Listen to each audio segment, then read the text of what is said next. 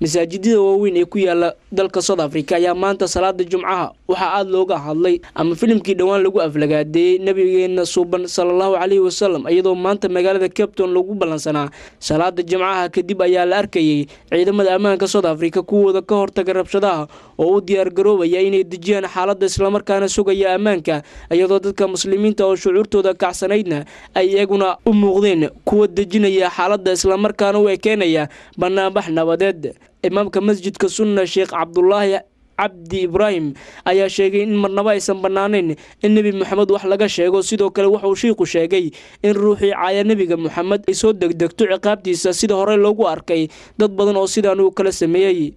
kaasa cirib go'an kaasa khayr oo dhan ka barakala ka go'an kaasa abtar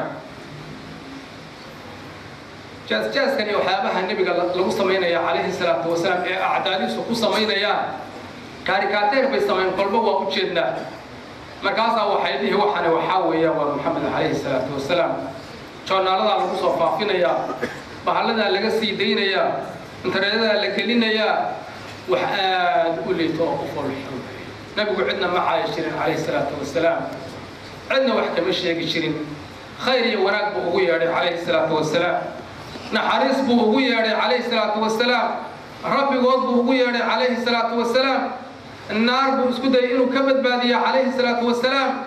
si kastaba haatee shucuurta muslimiinta adduunka ayaa kuwa kacsan iyadoo banaanbaxyaashan ay ka dhacayaan dunida islaamka oo dhan. Cabdillaahi Qorshe, telefishinka qaranka Soomaaliya, magaalada Cape Town, waddanka South Africa.